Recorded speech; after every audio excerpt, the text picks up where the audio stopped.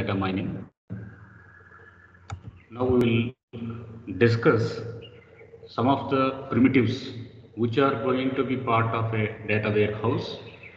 That is the basic definition of a data warehouse, followed by the multi-dimensional data model. So these two things we will learn the content for today.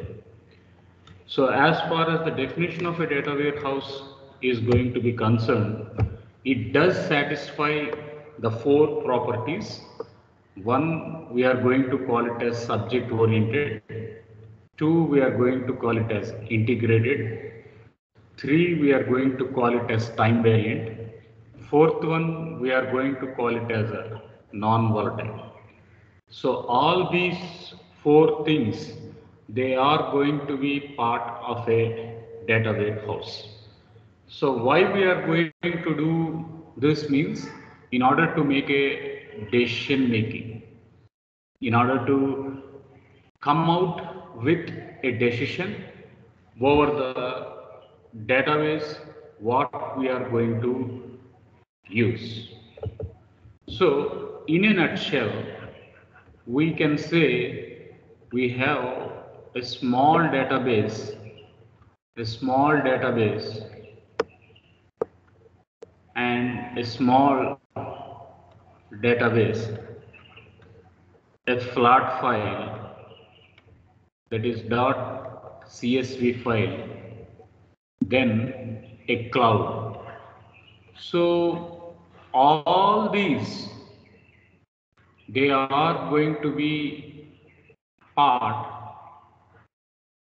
of a large warehouse.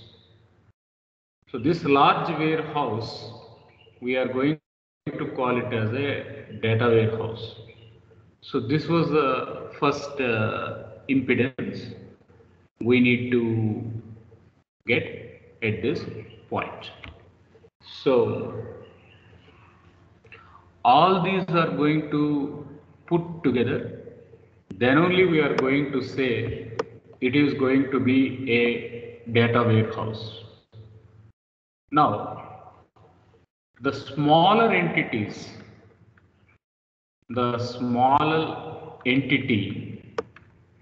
we are going to call it as data marts. The smaller entity, what we are going to assume, these smaller entities, we are going to call it as data marts. So, every database which it is going to be organized at different locations, this one we are going to call it as data marts. Now, what will be the four properties means? The four properties will be, the very first word, we are going to call it as subject oriented. We are going to call it as subject oriented. So when we are going to say it is a subject oriented, that means it can fit to a health domain, it can fit to a education sector, it can fix to a e-commerce sector, or it can fix to a banking domain. So anywhere, so it is what we are going to call it as domain. So it can be health, banking, finance.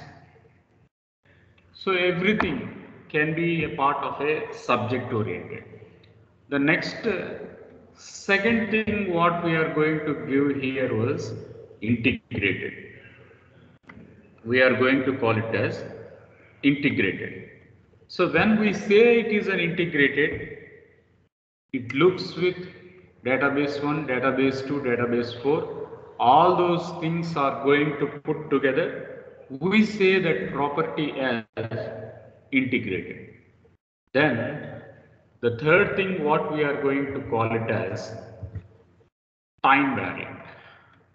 We are going to call it as time variant. So when we are going to say time variant, it is having historic data. It is going to have historic data that can be 10 years, 20 years, 30 years.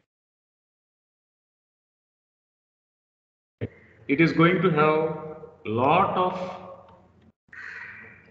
previous data. So we say it is going to be a time variant content. Next one, we say it is non-volatile. The fourth property what we are going to mention was it is going to meet non-volatile.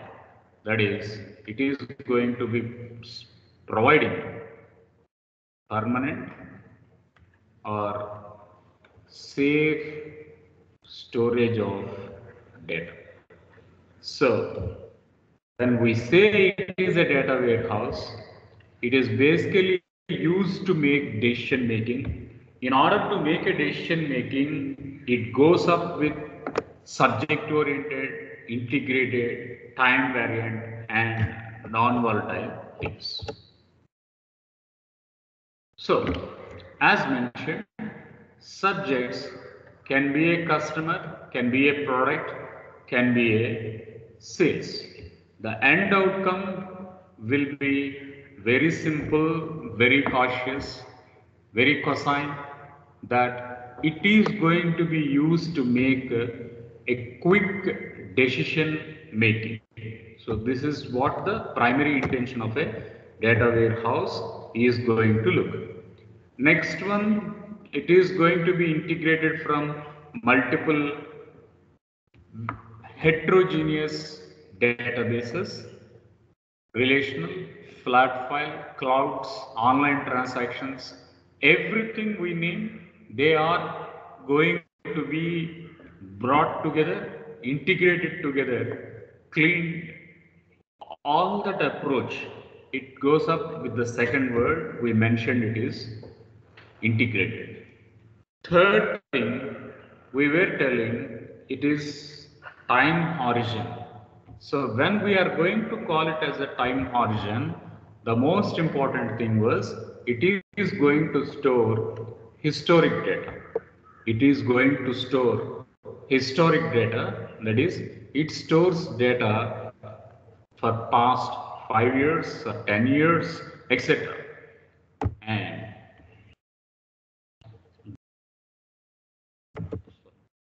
when we say it is time variant, it is going to store past 5 years or 10 years data.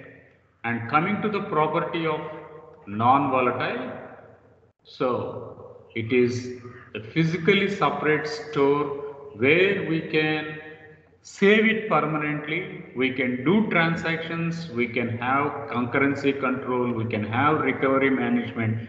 Every such type of primitive is going to be taken up as a part of a data warehouse.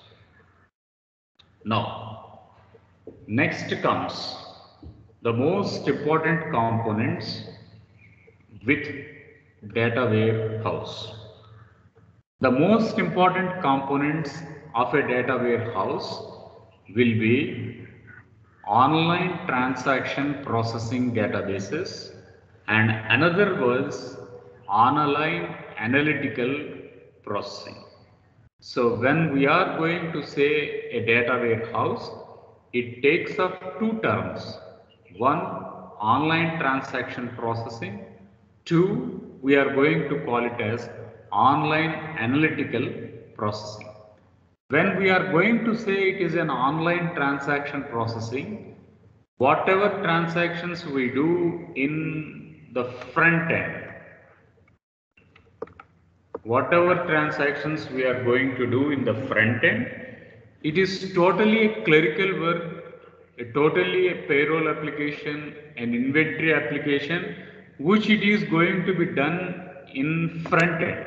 So such items we are going to call as online transaction processing.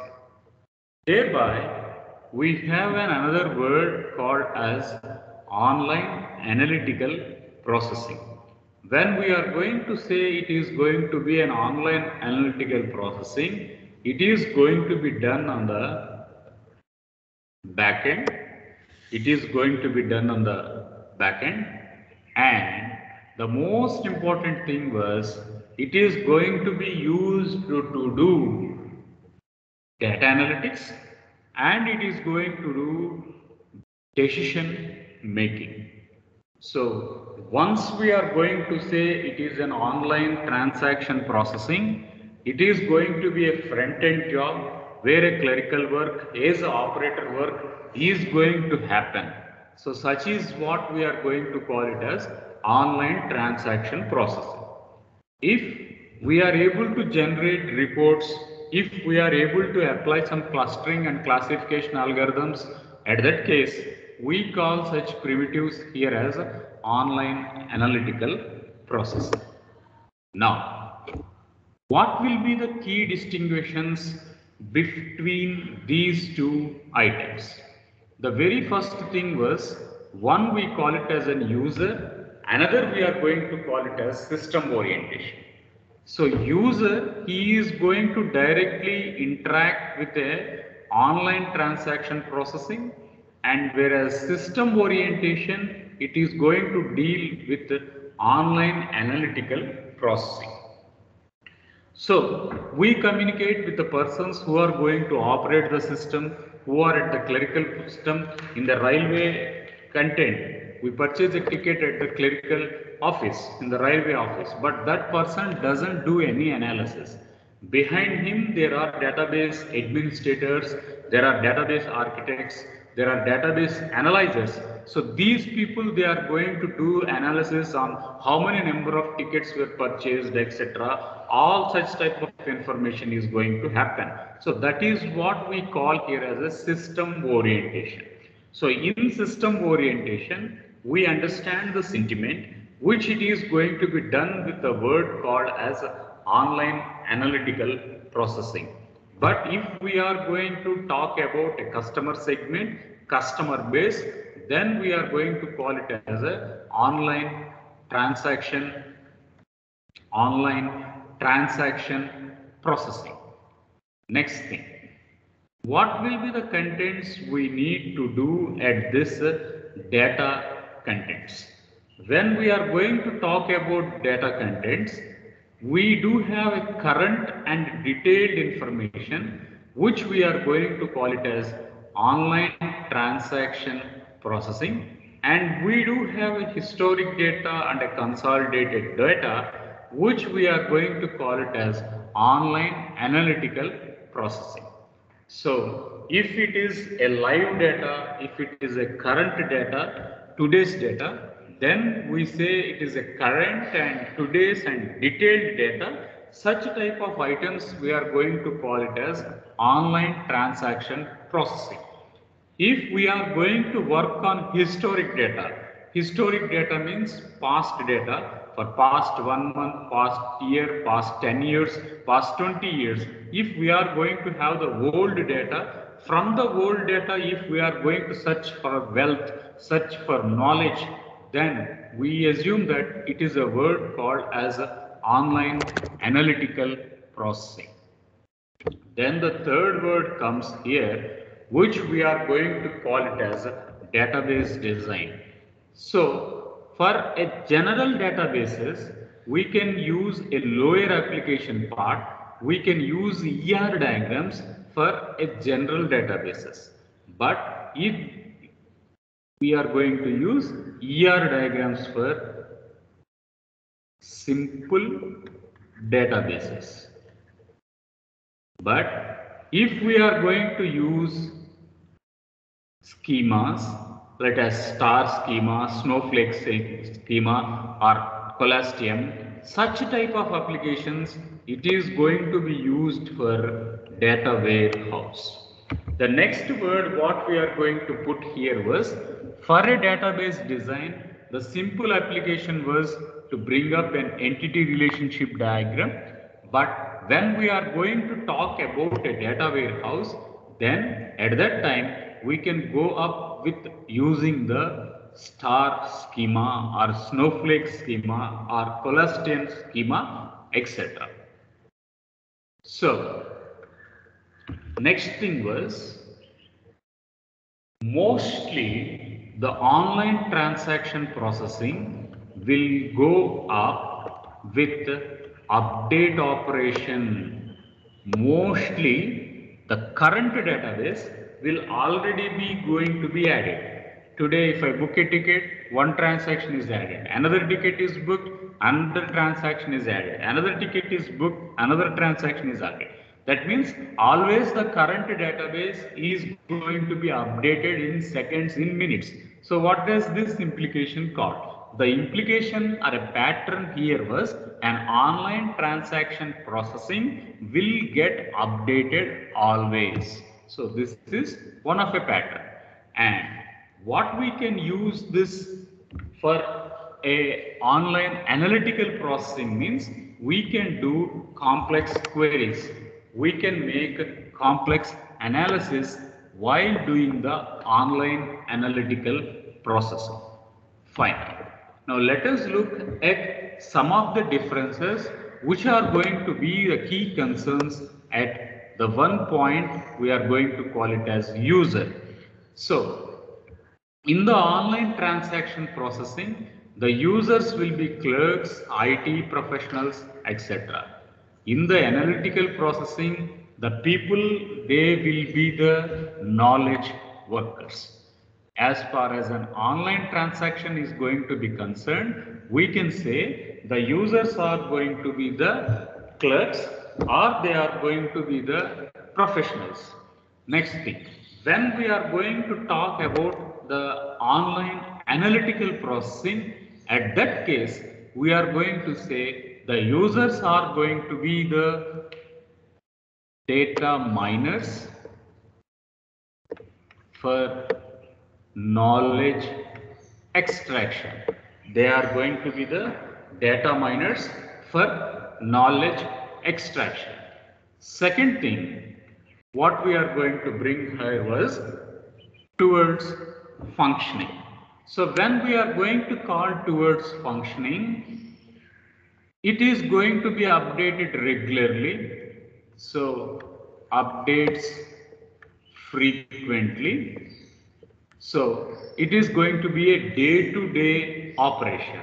But here we are going to extract the knowledge in the databases. We are going to make decisions. Therefore, that decision support system is going to be developed at the word called here as a functions. Third thing, we are going to call here as database design. In database design, we will look at the word called as application oriented and subject oriented. So, the front end part, what we are going to call here as a front end part.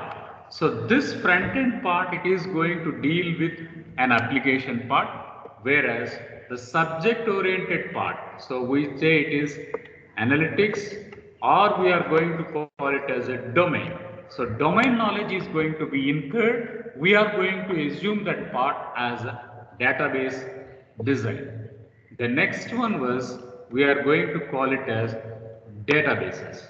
In databases, nor representing of the data, we are going to say it is with current data, nor it is going to update the data, nor it is going to work on the flat files. It is going to work on the flat files or the isolated content. Next comes the word what we are going to call is, if we are going to work for the word called as historic data, if we are going to see it is going to be a data for 10 years or 20 years or etc., we are going to call that item as a historic data. Next one, we do summations, that is summations, aggregation, mean. So all such type of operations what we are going to put, we say it is a summated data. Then we are going to represent the data in three-dimensional cube. So we call that word as a multi-dimensional data. If it is data which it is going to be pertain for 10 to 20 years, we are going to call it as a historic data. If the same data we are going to do some mean and statistical inferences, we are going to call that one as a summarized data. And if we are able to represent the data in three-dimensional form, then we are going to call that one as a multi-dimensional data. In this way, we are going to put various buzzwords towards the data. Next one, usage. So usage, it is going to be updated frequently. So that is the reason why we are going to call that word as a repetitive. And the way we are going to retrieve the data will be a query, that is temporary. So if we want to do some application, we will put a query over a database, retrieve it, and then we are going to start understanding it. So it is a temporary query, it is not going to be permanent storage content. So that's the reason why we are going to call that as a ad hoc. Next thing was access. So what will be the items which we can do it on a online transaction processing? It can be a read operation, a write operation, an index operation, etc., which we can say they are going to be part of accessing the contents. And then we have scans here. So we work as C-scan, then we have a lot of algorithms which we done in the database management system. So all those scans, they are going to be part of the accessing of the online transaction processing. And as far as the works we are going to concern, it is going to be very simple, but here they are going to be part of very complex transactions. If we talk about the number of reports it is going to access, it can be in tens or it can be in some millions, etc. And the number of users who are going to work update frequently, it is going to be in thousands of users, because multiple users can use the database at multiple locations. Therefore, you can say number of users will be doing more in the online transaction processing. And then if we talk about analysis part, very frequent number, very less number of users, they are going to do the analysis part, which we call here as in hundreds, etc. Next one we call here as a database size. So in database size, it can be with 100 MB data, gigabytes and terabytes, petabytes of data is going to be stored as part of a data warehouse.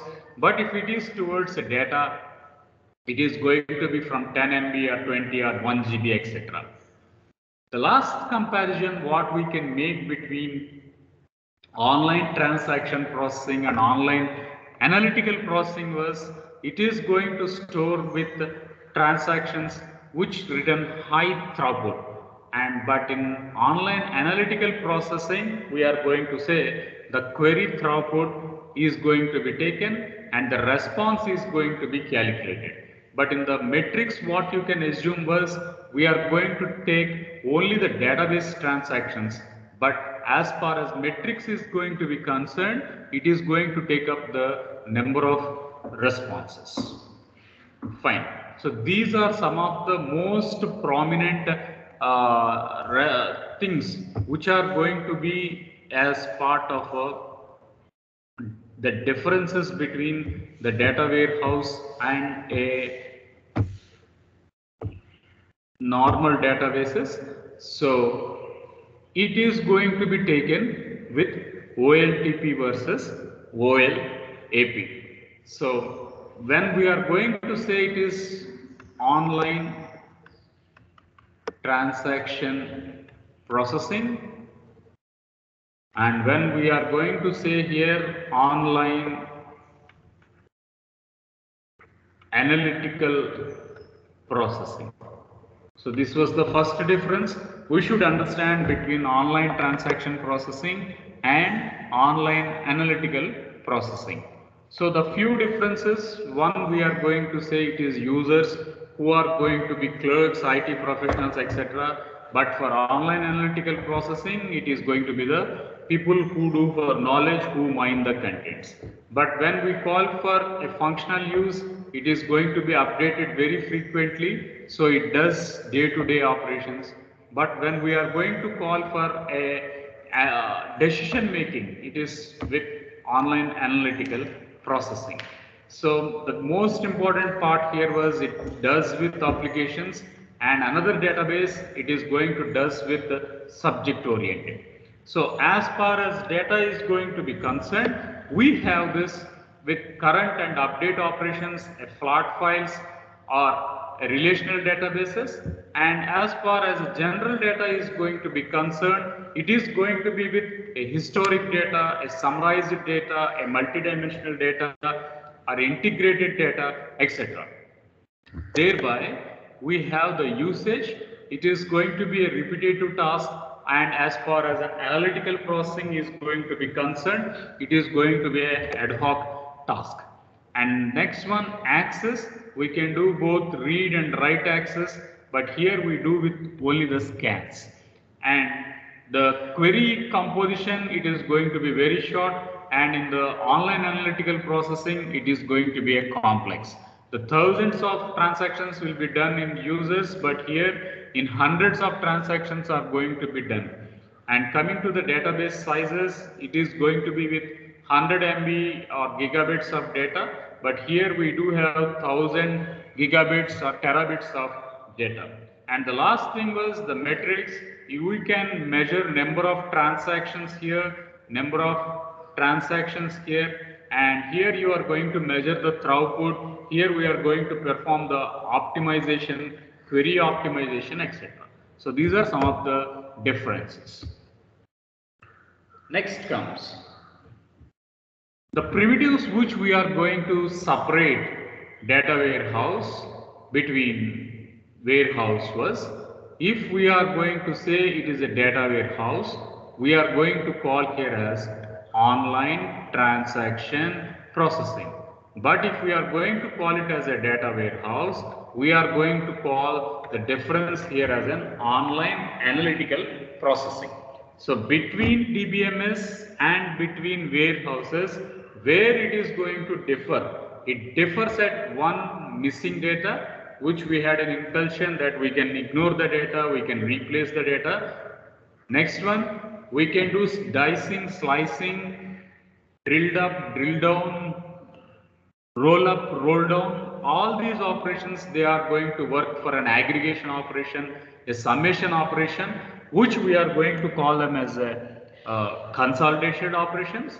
Third thing, what we are going to do is we are going to produce quality data, and this quality data, it is going to be represented with data consistencies, etc. So this is the first background knowledge regarding the data warehouse. So when we talk about a data warehouse, the first and foremost important thing, we will look with the items what we call here as subject oriented, followed by integrated, followed by time variant and non-volatile. And the second thing, we have this with a simple, concise queries, etc. Third thing, we are going to put these items with two words, that is an online transaction processing and an online analytical processing, which differs contents with users, functions, DBMS, access, number of units, records, database sizes, metrics, etc. So, coming to the second topic, that is a multi-dimensional data model. The next word here, it is going to be the multi-dimensional data model. So when we are going to call here as a multi-dimensional data model, the first insight what we need to get here was, it should be viewed as data cube. It should be viewed as data cube. So you should assume that we are going to represent the data we should represent the data in form of a queue. So we get a three-dimensional representation of data. So that was the first input. Second input. So we were telling this is z-axis, this is y-axis and x-axis. Now we were mentioning that it is going to be pointed out with x-axis, y-axis and z-axis. When we do that, now let us say the data queue name is equals to sales. Let us say data queue name is equals to sales. Now you can have an item which it is going to be a table or a database called dimension table, and it is axing x-axis.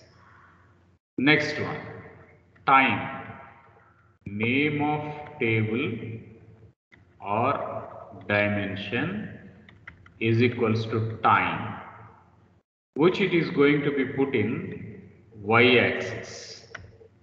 Then what we are going to represent? We are going to represent dollar sold. So Z is equals to, we are going to call it as dollars sold, Z axis.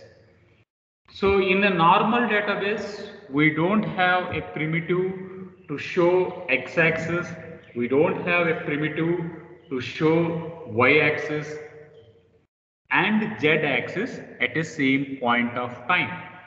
But in data queue, we can represent the items in three dimensions: x-axis, y-axis and z-axis.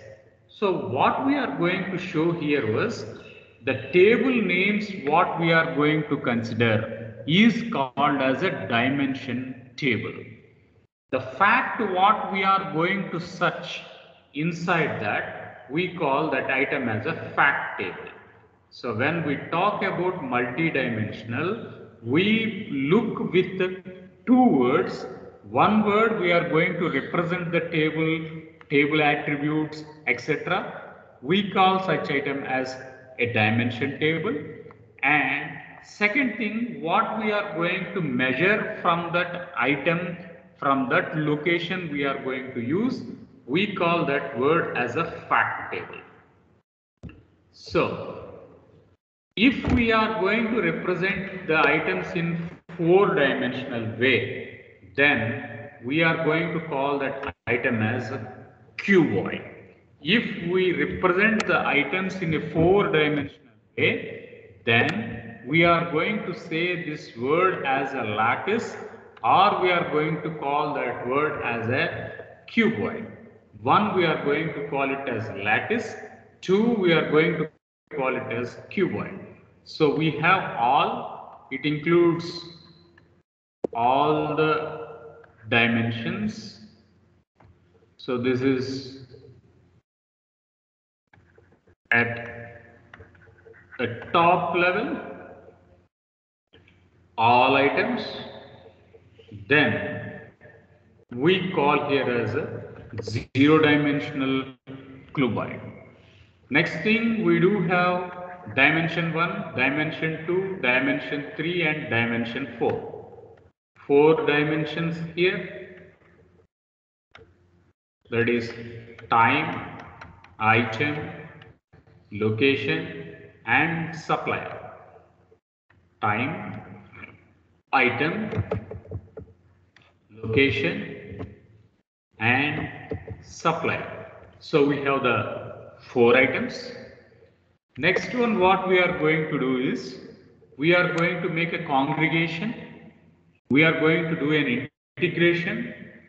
So this is time, item, location, supplier. So you can call T, I, T, L, I, L, L, S.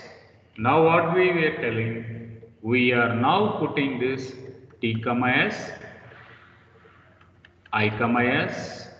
So all this, we do the things in two-dimensional way.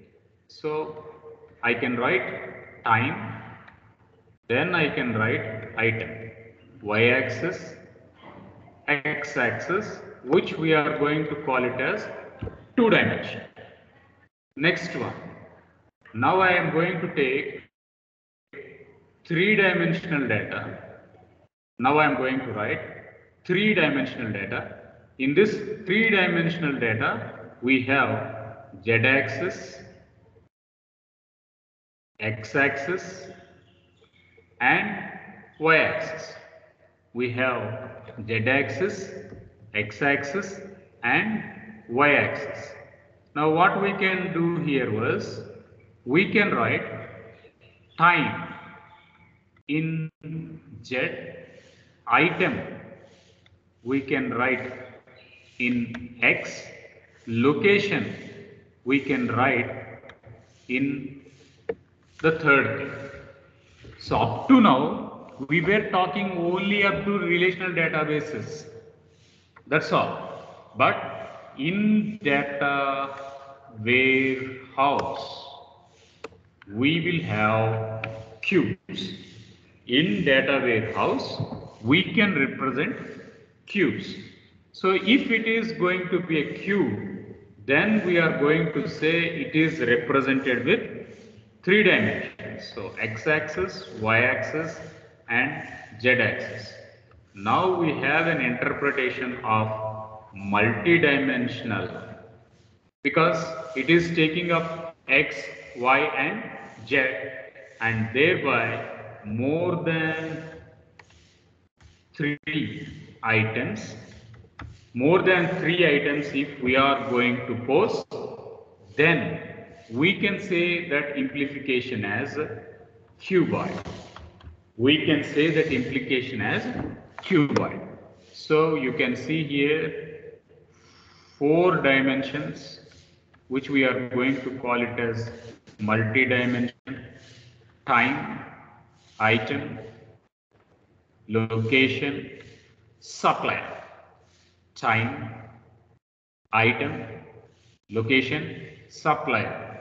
So at the root we have all the elements bifurcated in one dimension, one dimension, one dimension, one dimension.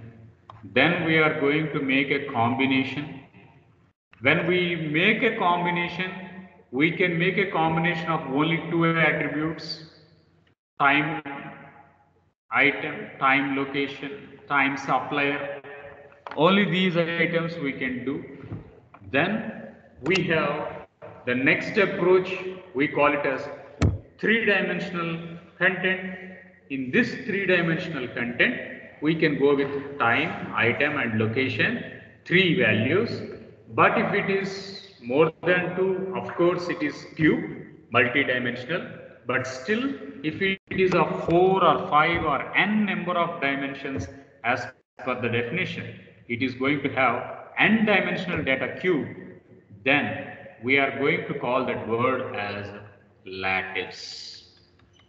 We are going to call that word as lattice. So, how are these lattices represented? It means it is with star schema, with snowflake schema, or it is going to be with the fact constellation. So this topic we will be discussing in the tomorrow's class. So what we have done for today, we talked about the basic definition. We talked about the basic definition of a data warehouse. After data warehouse, then we mentioned the four characters as subject oriented, integrated, time variant, and non-volatile. Then we mentioned the differences between the online transaction processing and online analytical processing, which one it is done at front end, another it is done at back end. So online transaction processing, it is at the database end, whereas online analytical processing, it is going to be at the developer end. So two differences we got. Then we made a tabular form, and then we understood the differences between the different items like design of a database, the users, the metrics. So how many number of records it can store, what will be the memory constraints, how will be the usage, etc. All the differences are known. Then we talked about the multi-dimensional data model. So two-dimensional, of course, it is very easy. It is going to be a general database. But for the first time in the data warehouse, we are going to move up this with data cubes, where in this data cube, we will push the three-dimensional approach with x-axis and y-axis and z-axis. After that, we talked about multi-dimensional content, and this multi-dimensional content, it is going to have a cuboid, that it is supported with multiple dimensions like lattice, etc. So it starts with all, then it takes up individual attributes, time, item, location, supplier. Then we will merge time and item, time and location, time and supplier. So we get the probability of a chances. In this way we get, that is at level 3. And finally we will put together all the 4 dimensions what we have extracted right from null value to the complete value. So we represent the things in different forms of views, where we call that subset as a lattice. So this is all for today what we have learned, and I'm ending the class.